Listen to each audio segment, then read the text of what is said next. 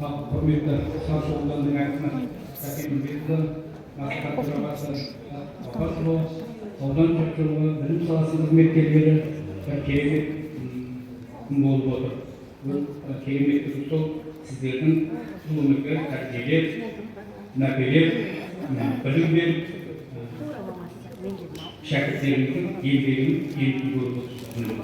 Осындай шәкірттер тәрбиелейміз, осындай шәкірттер көп болсын. Жаңағы ұйым органик ұйым орта мектебінің 2 қыз бала шықты. Жақсыбек Айзере менің немерем, Аружан Анар, ол менің немере інімнің қызы. Осы барлық бөлімдерді, барлық мектептің директорларына, мұғалімдерге, оның ішінде біздің жаңа талапта осы қоғам Балғабай, Сам Балғабай, сіздерге көп рахмет айтамын. Біздің жаңа талаптан осындай жетістіктер болмады. Жақсы еңбектеріңіз жана берсін, бар жақсылық тілеймін.